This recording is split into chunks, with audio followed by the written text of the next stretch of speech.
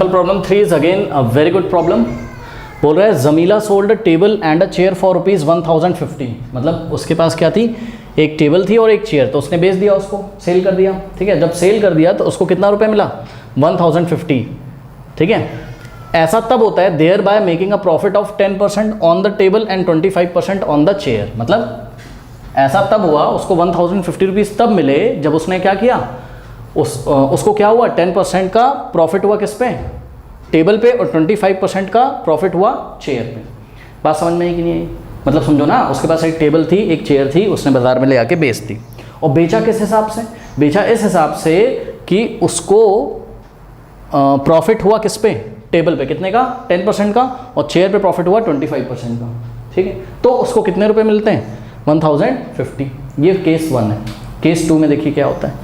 कहता है कि if she had taken a profit of 25% on the table and 10% on the chair, she would have got ₹1065। अगर वो क्या करती, अगर वो टेबल पे 25% का प्रॉफिट लेती और चेयर पे अगर वो 10% का प्रॉफिट लेती, तो उसको कितने रुपए मिलते हैं, 1065। कह रहा find the cost price of each. मतलब टेबल का भी कॉस्ट प्राइस बताना है और आपको चेयर का भी कॉस्ट प्राइस बताना है। ठीक, तो सबसे पहले हमने क्या किया, हमने लेट कर लिया सॉल्यूशन में, let the cost price of table be ₹X and the cost price of chair be ₹Y। अब केस 1, सिचुएशन 1। हाँ भाई, सिचुएशन 1 में एक बात बताओ, ध्यान से चेक करो कि 10% का प्रॉफिट होता है किस पे, टेबल पे। ठीक, एक बात बताओ, तुमने टेबल कितने में खरीदी थी बताओ, ₹X में, तो बेचोगे कितने, X तो लोगे ही, साथ में X का 10% भी तो लोगे। नहीं समझ में एक बात भाई, आप 10% का प्रॉफिट कर रहे हैं ना, तो X रुपीज़ तो सामने वाले से लोगे ही लोगे, और साथ में आपका जो कॉस्टिंग प्राइस है उसका 10% भी तो लोगे। यानी कि ध्यान दीजिए जरा, क्या कि सेलिंग प्राइस को मैं SP लिख दूं तो कोई प्रॉब्लम। तो केस 1 में जो सेलिंग प्राइस है किसका, ऑफ चेयर का, वो कितना हो जाएगा बताइए। देखिए ₹X प्लस 10% ऑफ X है ना, प्लस रुपीज़, या हम पूरे में रुपीज़ कर लेते हैं ना, पूरे में ब्रैकेट लगा के क्या कर लेते हैं, रुपीज़। ठीक है, ₹X plus 10% of what, of X। ये बात किसको नहीं समझ में आ रही बताइए, कोई डाउट हो तो। अरे भाई X रुपये तो लोगे ही, X का 10% भी तो लोगे। अब इसको सॉल्व कर लेते हैं। ठीक, आइए सॉल्व करते हैं इसको।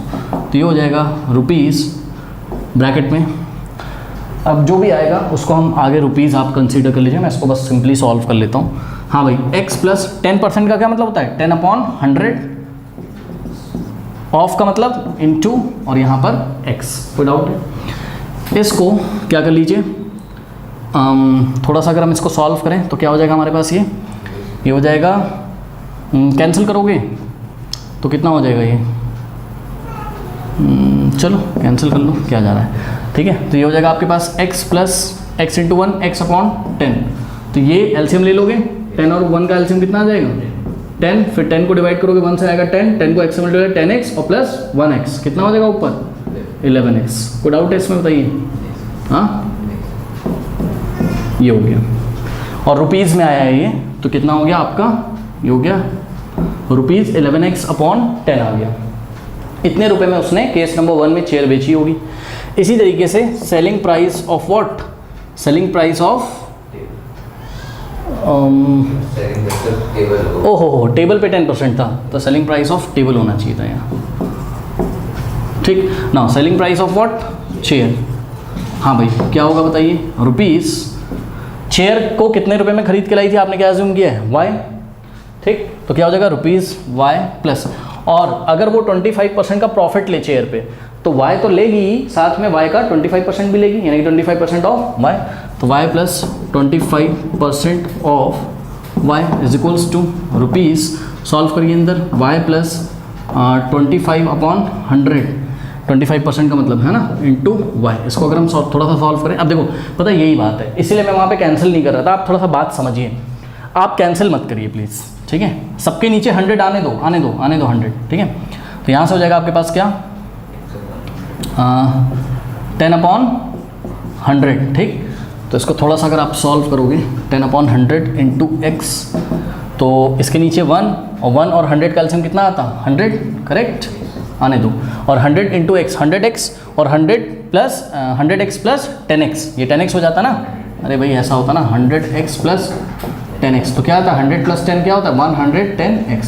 कैंसिल मत करो भाई, अभी वो पता चलेगा क्यों नहीं करेंगे। ये हो गया, ठीक। रुपीज़ यूनिट क्या है इसकी? Rupees, correct. अब इसको भी सॉल्व करो। y के नीचे 1 और 100 का एलसीएम कितना आ जाएगा? 100 को y से मल्टीप्लाई करो, 100y और 100y प्लस 25y 125y, ये रुपीज़ इतना। इतने में केस नंबर 1 में उसने क्या सेल किया होगा? चेयर। अब केस नंबर 2 देखिए। अच्छा, इससे पहले एक बात बताओ, इतने में उसने चेयर सेल करी इतने रुपीज़ में, और इतने रुपीज़ में उसने टेबल सेल करी, तो दोनों रुपीज़ को अगर हम ऐड कर देंगे तो ये पता चल जाएगा कि कितना उसको मिला है। पर कितना मिला है उसको? 1050, यानी कि this plus this is equal to 1050, 150 नहीं 1050, ठीक है। तो यहाँ इक्वेशन बना लें, कोई प्रॉब्लम? यानी कि 110x अपॉन 100 और plus 125y upon 100 is equals to 1050, ये बन गई इक्वेशन नंबर 1। कोई डाउट है बताइए? केस नंबर 2, केस नंबर 2 में क्या होता है? Selling price of table.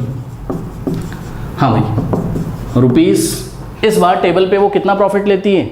पढ़ो ना, अगर लेती नहीं है मतलब अगर लेती क्वेश्चन में बोला अगर लेती 25% ऑन द टेबल, मतलब टेबल का कॉस्टिंग प्राइस क्या था बताइए? x, तो x तो लेती ही सामने कस्टमर से, साथ में व्हाट 25% ऑफ x भी उसको चाहिए था, ठीक है, ऑफ x। इसको अगर हम सॉल्व करें, इसको तो कर लोगे 25 अपॉन 100, जैसे नीचे वाला सॉल्व किया वैसे ही हो जाएगा, यानी कि कितना हो जाएगा? 125 upon 100x rupees, correct.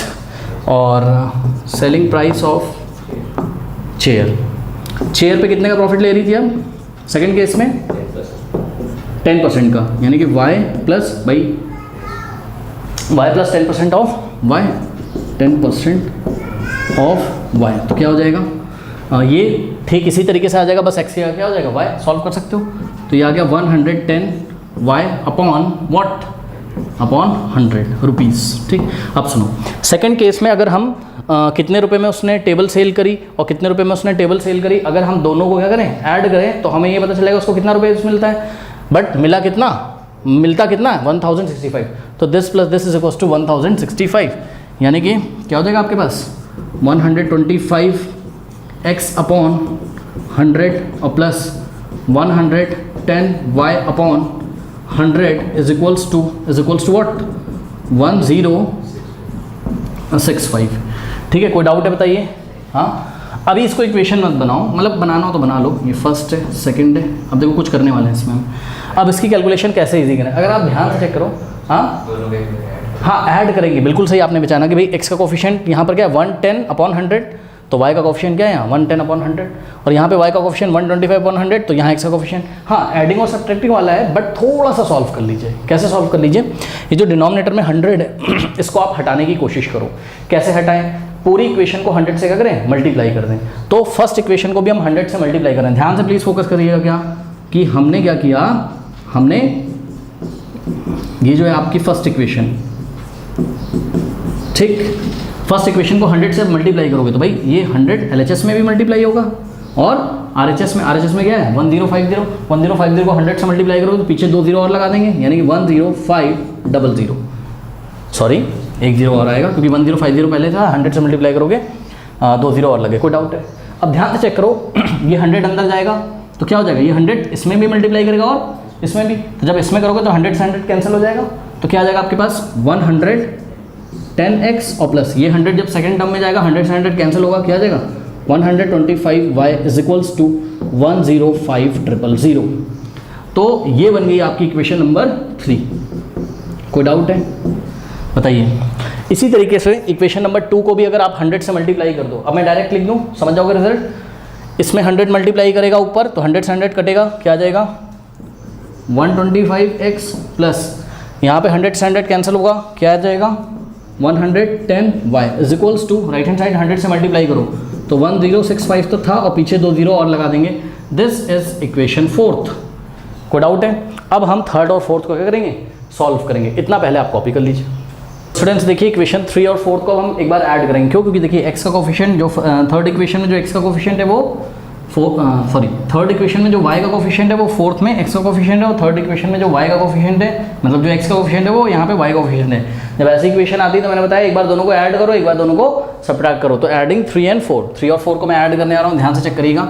Add करते हैं तो 5 + 0 कितना हो जाएगा 5, 2 + 1 3 और 1 + 1 2x, और यहाँ पे कितना हो जाएगा 0 + 5 5 और 3 और यहाँ पे 2, ठीक, इज इक्वल्स टू, इसको ऐड करते हैं तो क्या हो जाएगा 0 + 0 0, 5 + 0 5 और 6 + 5 11, 1 जाएगा यहाँ पर, 1 + 0 1 + 0 1 और 1 + 1 2, तो कुछ ऐसा आ गया, ठीक है ना। अब क्या करें, यहाँ से 235 कॉमन ले लेते हैं, ठीक है। तो यहाँ से लेफ्ट से हमने 235 कॉमन ले लिया, 235 अगर हम कॉमन ले, बिकॉज x + y ही बचता है, आपने अक्सर देखा है ना, is equals to what 2 1 1 5 0 0। Now dividing by 235 both side, तो 235 से हमने लेफ्ट में और 235 से हमने राइट में डिवाइड लगाया, ये तो गया, और यहाँ पे हमको सॉल्व करना पड़ेगा, ठीक है। तो कैसे सॉल्व करें इसको, ये आई थिंक कितने टाइम से आएगा, चलो 5 से करते हैं ना। क्या हो जाएगा यहाँ पर 5 4 20 और 3 5 7 35 है ना, सही है। 5 4 20, 3 5 7 35, ठीक है। और इसको अगर हम 5 से करेंगे तो क्या हो जाएगा 5 4 20 और 1 यहाँ पे जाएगा, तो 5 2 10, 1 यहाँ जाएगा, 5 3 15 और 0 करेक्ट। अब ये कितने टाइम्स जाएगा, मेरे ख्याल से तो शायद 7 9 63, क्या 9 टाइम्स जाएगा क्या, let me check it. 9 times मतलब 47 को अगर हम 9 से मल्टीप्लाई करें तो कितना है, 7 9 63, 6 9 4 36, 36 + 6 कितना होता है 42 ही तो होता है, बिल्कुल सही है, ठीक। यानी कि अगर हम कैंसिल करें 47 से 423 को तो कितने टाइम्स जाएगा 9 टाइम्स, लेकिन ध्यान से चेक करिए आगे क्या है 0 है, तो 2 0 हमने लगा दिए। यानी कि यहाँ से आपके पास एक इक्वेशन निकल के आई है x + y = what 900, this is equation number 1।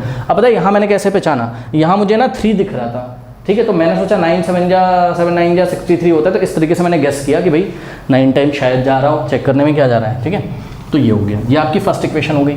अब क्या करें, अब सब्ट्रैक्टिंग थर्ड फ्रॉम फोर्थ, सही है ना। देखो पता है क्यों मैं 3 को 4 से क्यों सब्ट्रैक्ट कर रहा हूँ, पता है क्यों, क्योंकि देखो 3 वाले के राइट में जो नंबर है वो स्मॉल नंबर है, हाँ चेक करो, ये कितना है, ये है 1,05,000, सही सही सही, हाँ, और ये कितना है 1,06,500, तो ये तो बड़ा है ना, तो बड़े में से मैं छोटा घटा रहा हूँ ताकि ना प्लस माइनस के लफड़े ना हो, ठीक है। तो सब्ट्रैक्टिंग 3 फ्रॉम फोर्थ, तो फोर्थ को हम पहले लिखेंगे 125x + 110y is equals to क्या है आपके पास 106500, ये हमने फोर्थ लिखी। सब्ट्रैक्टिंग 3 फ्रॉम फोर्थ, फोर्थ को ऊपर लिखना पड़ेगा आपको, ठीक है। और ये है आपके पास 110x और plus 125y is equals to 105,000। हाँ भाई माइनस करेंगे, साइन चेंज करते हैं। हाँ भाई 125 - 110 कितना होता है 15 होता है, तो 15x और प्लस माइनस माइनस साइन लगेगा बड़े नंबर का, तो प्लस का आएगा 125 पॉजिटिव। यहाँ पर क्या आएगा माइनस, क्यों, क्योंकि माइनस ये गया ना प्लस, अब ये नहीं माना जाएगा, माइनस प्लस माइनस साइन लगेगा बड़े नंबर का, तो 125 - 110 कितना होता है 15 लेकिन नेगेटिव, इज इक्वल्स टू, अब यहाँ सॉल्व करते हैं 0 - 0 0, 0 - 0 0, 5 - 0 5, 6 - 5 1, 0 - 0 0, 1 - 1 0, यानी कि 0 0 तो हटा देंगे अब हम आगे से, ये आ गया आपके पास कितना 1500 करेक्ट। अब यहाँ से क्या करना है आपको 15 कॉमन ले लीजिए, तो 15 अगर आप कॉमन लोगे तो x - y is equals to 1500। Now dividing by 15 both side, तो डिवाइडिंग बाय 15 बोथ साइड, 15 से 15 गया और x - y is equals to 15, 15 1 = 15 और ये 2 0 लगे हैं तो लगा देंगे, यानी कि x - y is equals to what 100। तो ये जो x + y आया था इसको आपने नाम दिया इक्वेशन 5th, और इसको आपने क्योंकि 3rd 4th तक तो हो चुका था, और ये है इक्वेशन नंबर 6th। अब क्या करेंगे, एक बार 5th और 6th को ऐड करेंगे और एक बार क्या करेंगे सब्ट्रैक्ट करेंगे, तो ये अब मैं हटा दे रहा हूँ, इसका कोई काम तो है नहीं, ठीक है ना। तो चलिए adding fifth and sixth, fourth नहीं है, सिक्स्थ है, ऐड करते हैं तो क्या हो जाएगा x plus y is equals to 900 और इसके नीचे हम कॉपी करेंगे क्या, x minus y is equals to कितना आ रहा है 100। हाँ भाई ऐड करिए, y से y गया, x प्लस x क्या होता है 2x इज इक्वल्स टू 100 और 900 कितना हो जाएगा, ऐड हो गए 1000। नाउ डिवाइडिंग बाय 2 तो x की वैल्यू, हाँ बोथ साइड डिवाइड कर दो 2 से, तो x की वैल्यू क्या आ जाएगी 500, यूनिट क्या होगी रुपीस। तो x क्या अज्यूम किया था आपने, x आपने अज्यूम किया था कॉस्ट प्राइस ऑफ टेबल, तो the cost price of table is what ₹500। ठीक है, अब निकालते हैं y का वैल्यू, तो यहीं से निकाल सकते हैं। Now putting x is equal to 500 in equation number 6th में या 5th में, कहीं पे पुट कर दो, तो मैं 5th में कर दे रहा हूँ। 5th में अगर आप x की वैल्यू 500 पुट करोगे, करो तो क्या हो जाएगा, x की जगह 500 और प्लस y is equals to 900। Now 500 को राइट में सेंड करिए, भेजिए, 900 माइनस 500 400, यानी कि सुनो भाई एग्जाम में आपको आंसर देते टाइम ये नहीं लिखना है कि x इज इक्वल टू इतना, y इज इक्वल टू इतना, नहीं नहीं नहीं, आपने x किसको माना था, आपने x माना था कॉस्ट ऑफ द टेबल को, तो the cost of the table is ₹500 और y किसको अज्यूम किया था, चेयर को, तो the cost of the chair is ₹400। कर लीजिए।